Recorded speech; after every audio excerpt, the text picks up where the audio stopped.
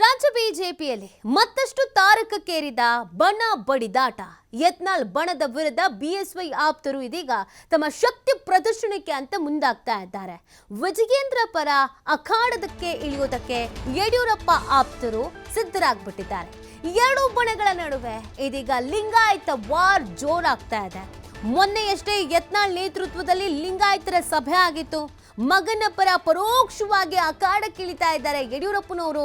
ಲಿಂಗಾಯತ ಶಕ್ತಿ ಏನು ಅಂತ ತೋರಿಸಬೇಕು ಅಂತ ಸವಾಲ್ ಹಾಕಿದ್ದಾರೆ. ಸಾಲು ಸಾಲು ಲಿಂಗಾಯತ ಸಭೆಗೆ ಸಜ್ಜಾಗ್ತಾ ಇದ್ದಾರೆ ಬಿಎಸ್ವೈ ಬಣದವರು.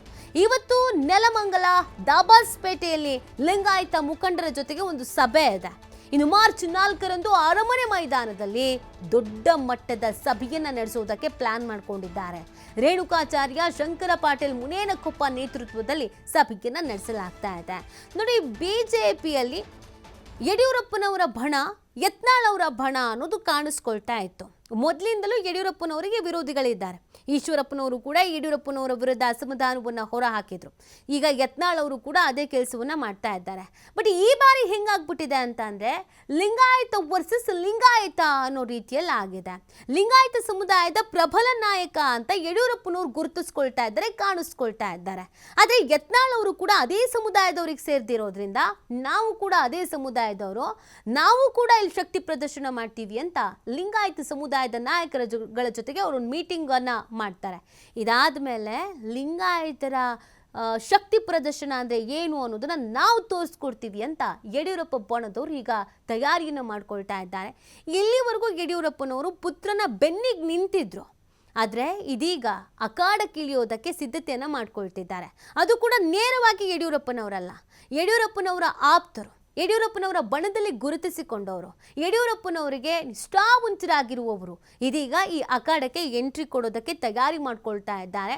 ಈ ಮುಖಾಂತರವಾಗಿ ರಾಜ್ಯದಲ್ಲಿ ಲಿಂಗಾಯತ ಸಮುದಾಯ ಅನ್ನುವ ಪ್ರಬಲ ಸಮುದಾಯದ ನಾಯಕ ಯಾರು ಅಂತ ಅಂದರೆ ಒಂದು ಮೆಸೇಜ್ ಪಾಸ್ ಆಗಬೇಕು, ಯಡಿಯೂರಪ್ಪ ಮಾತ್ರ ಅಥವಾ ಯಡಿಯೂರಪ್ಪನವರ ಫ್ಯಾಮಿಲಿ ಮಾತ್ರ ಅಂತ.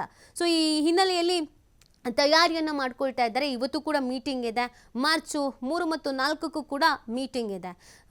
ವಿಜಯೇಂದ್ರ ಅವರನ್ನ ಹೇಗಾದ್ರೂ ಮಾಡಿ ರಾಜ್ಯಾಧ್ಯಕ್ಷ ಸ್ಥಾನದಿಂದ ಕೆಳಗಿಳಿಸಲೇಬೇಕು ಅನ್ನುವಂಥ ನಿಟ್ಟಿನಲ್ಲಿ ಯತ್ನಾಳ್ ಅವರು ನಾನಾ ರೀತಿಯಾದಂಥ ಅಸ್ತ್ರಗಳನ್ನು ಪ್ರಯೋಗಿಸ್ತಾ ಇದ್ದಾರೆ.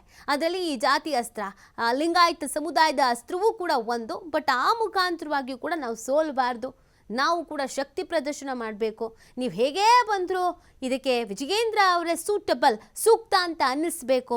ಅದಕ್ಕೆ ನಾವು ಏನೇನು ಮಾಡಬೇಕು ಅದನ್ನು ಮಾಡಲೇಬೇಕು ಅಂತ ತಯಾರಿ ಮಾಡ್ಕೊಂಡಿದ್ದಾರೆ. ನೋಡಿ, ಇಲ್ಲಿವರೆಗೂ ಬಿಜೆಪಿಯಲ್ಲಿ ಆಗಿರುವಂಥ ಬೆಳವಣಿಗೆಯನ್ನು ನಾವು ಗಮನಿಸಿದಾದ್ರೆ ಯತ್ನಾಳ್ ಜೊತೆಗೆ ಒಂದು ಟೀಮ್ ಎಲ್ಲ ಕಡೆಯಲ್ಲೂ ಗುರುತಿಸ್ಕೊಳ್ತಾ ಇದ್ರು. ಕದ್ದು ಮುಚ್ಚಿ ಏನು ಮೀಟಿಂಗ್ಗಳನ್ನು ಮಾಡ್ತಾ ಇರಲಿಲ್ಲ ಅಥವಾ ಒಳಗೊಳಗೆ ಮೀಟಿಂಗ್ಗಳನ್ನು ಮಾಡ್ತಾ ಇರಲಿಲ್ಲ. ಅವರನ್ನು ನಾವು ಭಿನ್ನರು, ಅಸಮಾಧಾನಿತರ ಗುಂಪು ಅಂತ ಕರೆಸ್ಕೊಳ್ತಾ ಇದ್ವಿ.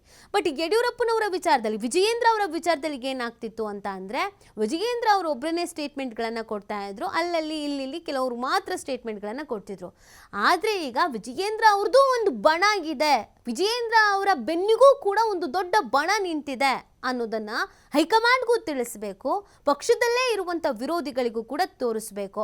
ಆ ಹಿನ್ನೆಲೆಯಲ್ಲಿ ವಿಜಯೇಂದ್ರ ಅವರ ಬೆನ್ನಿಗೆ ಇದೀಗ ಯಡಿಯೂರಪ್ಪನವರ ಶಿಷ್ಯರು, ಯಡಿಯೂರಪ್ಪನವರ ಆಪ್ತರು, ಯಡಿಯೂರಪ್ಪನವರಿಗೆ ನಿಷ್ಠಾವಂತರಾಗಿರುವವರು ಎಲ್ಲರೂ ಒಗ್ಗೂಡಿ ನಾವು ಒಂದು ಸಮಾವೇಶ ಮಾಡ್ತೀವಿ, ಈ ಮುಖಾಂತರವಾಗಿ ನಾವು ಶಕ್ತಿ ಪ್ರದರ್ಶನ ಮಾಡ್ತೀವಿ, ನಾವು ಯಾರಿಗೇನು ಕಮ್ಮಿ ಇಲ್ಲ ಅನ್ನೋ ಮೆಸೇಜ್ ಪಾಸ್ ಮಾಡಕ್ಕೆ ಹೊರಟಿದ್ದಾರೆ.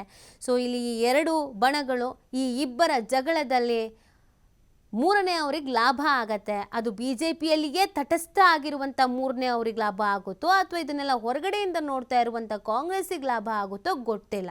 ಆದರೆ ಈ ಎರಡೂ ಬಣಗಳ ಹಗ್ಗ ಜಗ್ಗಾಟ ಅನ್ನುವಂಥದ್ದು ಅಥವಾ ಅಸಮಾಧಾನ ಭಿನ್ನಾಭಿಪ್ರಾಯ ಅನ್ನುವಂಥದ್ದು ಇದೀಗ ದೊಡ್ಡದಾಗ್ತಾ ಇದೆ, ಜೋರಾಗ್ತಾ ಹೋಗ್ತಾ ಇದೆ.